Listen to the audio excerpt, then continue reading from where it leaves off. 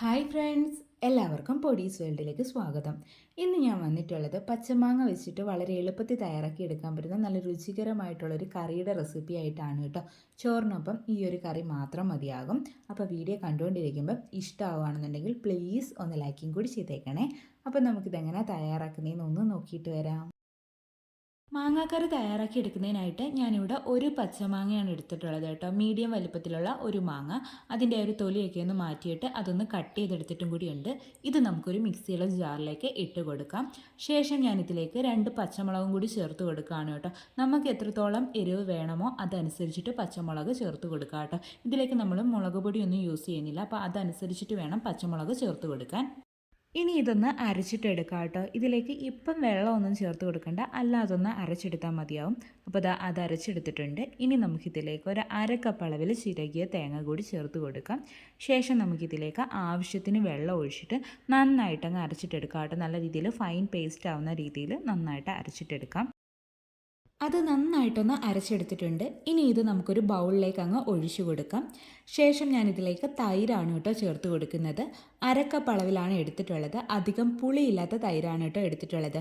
മാങ്ങയ്ക്ക് അത്യാവശ്യം പുളിയുണ്ട്, അപ്പോൾ അതനുസരിച്ചിട്ട് വേണം തൈര് എടുക്കാൻ വേണ്ടിയിട്ട്. ആ ഒരു തൈരിൻ്റെ കട്ടകളൊക്കെ ഞാനൊരു സ്പൂണ് വെച്ചിട്ട് നന്നായിട്ടൊന്ന് ഉടച്ചിട്ടാണ് ചേർത്ത് കൊടുക്കുന്നത്. ഇനി നമുക്കിത് നന്നായിട്ടൊന്ന് മിക്സ് ആക്കിയിട്ട് എടുക്കാം.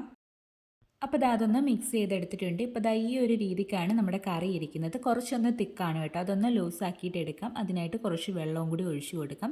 എത്രത്തോളം തിക്നെസ് വേണം എന്നുള്ളത് നമ്മുടെ ചോയ്സാണ് കേട്ടോ. ഒരുപാട് ലൂസാക്കിയാലും ഈ കറി അത്ര നന്നായിരിക്കത്തില്ല കേട്ടോ. അപ്പോൾ അതനുസരിച്ചിട്ട് വേണം വെള്ളം ഒഴിച്ചു കൊടുക്കാൻ വേണ്ടിയിട്ട്.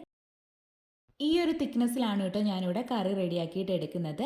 ഇനി ഇതിലേക്ക് നമുക്ക് ആവശ്യത്തിനുള്ള ഉപ്പ് കൂടി ചേർത്ത് കൊടുക്കാം. എന്നിട്ട് ഒന്നുകൂടി നന്നായിട്ട് ഇളക്കി കൊടുക്കാം കേട്ടോ. എന്നിട്ട് ഇനി ഇതൊന്ന് മാറ്റി വെക്കാം. അടുത്തതായിട്ട് ഞാനിവിടെ ഒരു മൺചട്ടിയാണ് എടുത്തിട്ടുള്ളത്. അതിലേക്ക് നമുക്ക് 1 ടേബിൾ സ്പൂൺ അളവിൽ ഓയിലൊന്ന് ഒഴിച്ചു കൊടുക്കാം. ആ ഓയിലൊക്കെ ഒന്ന് ചൂടായി വരുമ്പോഴേക്കും ഇതിലേക്ക് ഒരു 1/2 ടീസ്പൂൺ അളവിൽ കടുക് കൂടി ചേർത്ത് കൊടുക്കാം. കടുകൊക്കെ ഒന്ന് പൊട്ടി വരുമ്പോഴേക്കും ഇതിലേക്ക് ഒരു 1/4 ടീസ്പൂൺ അളവിൽ ഉലുവ കൂടി ചേർത്ത് കൊടുക്കുകയാണ് കേട്ടോ.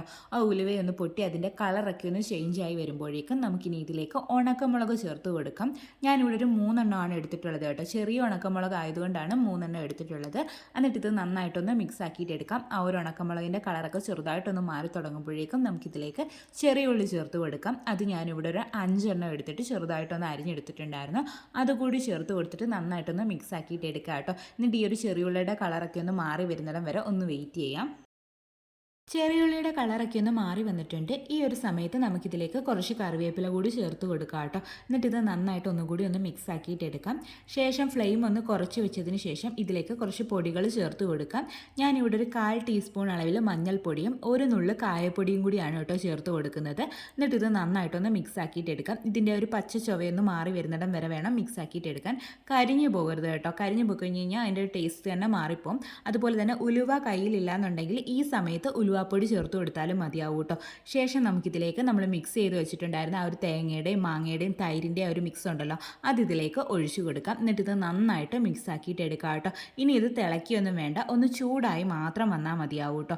അതുകൊണ്ട് തന്നെ നമ്മൾ ഇതിലേക്ക് ഒഴിക്കുന്ന വെള്ളമൊക്കെ തിളപ്പിച്ചിട്ട് ആറിയ വെള്ളം മാത്രമേ ഇതിനകത്ത് ഉപയോഗിക്കാൻ പാടുള്ളൂ കേട്ടോ. നമ്മൾ ഈ കറി തിളപ്പിക്കത്തില്ല, ചൂടാക്കി മാത്രമേ എടുക്കത്തുള്ളൂ കേട്ടോ. അപ്പോൾ ഇത് നമുക്കൊന്ന് ചൂടാക്കിയിട്ട് എടുക്കാം. അപ്പോൾ നമ്മുടെ കറി ഇവിടെ നന്നായിട്ടൊന്ന് ചൂടായിട്ട് വന്നിട്ടുണ്ട്. അപ്പോൾ ഇത്രയും മതി. ഇനി നമുക്ക് ഫ്ലെയിം ഓഫ് ചെയ്ത് കൊടുക്കാം. അപ്പോൾ നമ്മുടെ രുചികരമായിട്ടുള്ള മാങ്ങാക്കറി ഇവിടെ റെഡി ആയിട്ടുണ്ട്. ചോറിനൊപ്പം ഈ ഒരു കറി മാത്രം മതിയാവും കേട്ടോ. അത്രയ്ക്ക് ടേസ്റ്റി ആയിട്ടുള്ളൊരു കറിയാണ്. എളുപ്പത്തിലും തയ്യാറാക്കി എടുക്കാൻ വേണ്ടിയിട്ട് പറ്റുകയും ചെയ്യും. ഇപ്പോൾ നമ്മുടെ നാട്ടിൽ മാമ്പഴക്കാലമാണ്, മാങ്ങാക്കാലമാണ്. അപ്പോൾ എല്ലാവരും ഒന്ന് ട്രൈ ചെയ്ത് നോക്കിക്കോളൂ കേട്ടോ. അതുപോലെ തന്നെ നമ്മൾ ഇതിലെ ഉപ്പ് ചെക്ക് ചെയ്ത് കൂടി നോക്കണം കേട്ടോ. ചിലപ്പോൾ ഉപ്പ് കുറവായിരിക്കാനൊക്കെയുള്ള ചാൻസ് ഉണ്ട്, അതൊന്ന് നോക്കിക്കോണേ.